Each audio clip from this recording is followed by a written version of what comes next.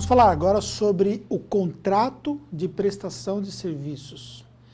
O contrato de prestação de serviços, ele é obrigatório. Então, antes de tudo, você precisa ter isso em mente, que o contrato de prestação de serviços, ele é obrigatório. Isso está na legislação que rege a atividade contábil. Agora, o conteúdo desse contrato é algo que tem que ser muito bem pensado. Então, algumas coisas nós vamos falar sobre esse conteúdo do contrato. Por exemplo, as obrigações da contratada. O contrato ele tem que prever quais são as obrigações da contratada. Então, no caso da sua empresa, o que a sua empresa vai entregar para o seu cliente? Quais são os prazos de entrega dos serviços? Como que deve ser executado esses serviços? Se tiver um problema na execução dos serviços, como que isso vai ser tratado? Algumas coisas relacionadas a isso, elas podem gerar grande preocupação. Por exemplo, no caso, por exemplo, onde você cometeu um erro pela execução do serviço. Isso é possível. Temos que prever isso no contrato.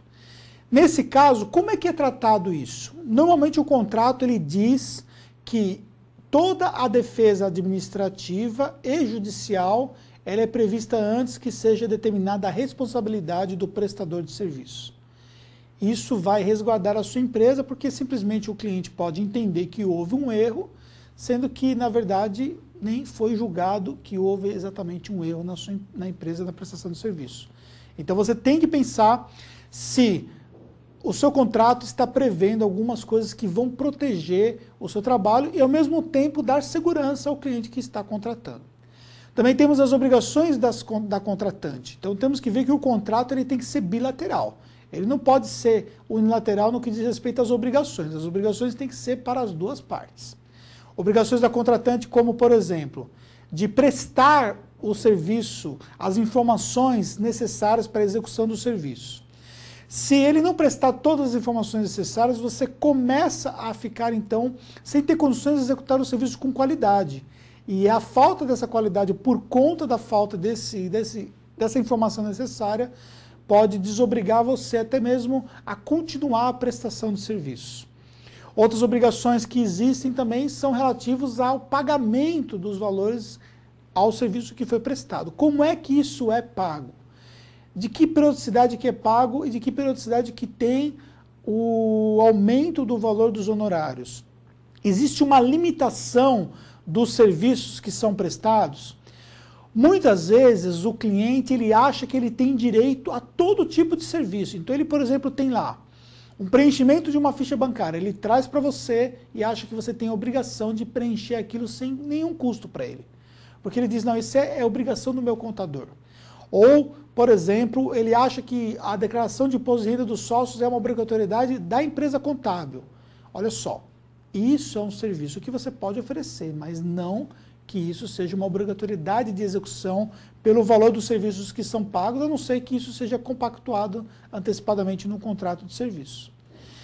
Quais são as coisas que vão ser cobradas por fora do serviço normal, que não está dentro do escopo original? Isso precisa ser previamente determinado no contrato. Também vai ser determinado o valor dos honorários e que forma esse valor dos honorários é calculado.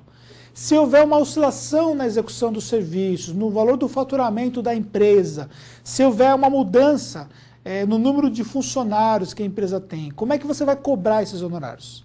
Você vai cobrar honorários, por exemplo, na parte trabalhista, por número de funcionários? Se você cobrar por número de funcionários, o que é o mais recomendável, é importante que você avalie o número de movimentações ocorridas no mês. Então, não é o número de funcionários final que a empresa fechou. Então tem que contar a movimentação, porque pode acontecer de ter funcionários que começaram e saíram na decorrência do mês, e se você cobrar pelo número de funcionários no final de cada mês, e não pelos constantes na folha de pagamento, que inclui também aqueles que saíram, que rescindiram naquele mês, então você vai perder na cobrança dos honorários. Também, se não houver o pagamento dos honorários, ou seja, um atraso nos honorários, o pagamento dos seus honorários, como é que isso vai ser tratado contratualmente falando? Esse é um grave problema que existe nas empresas de contabilidade.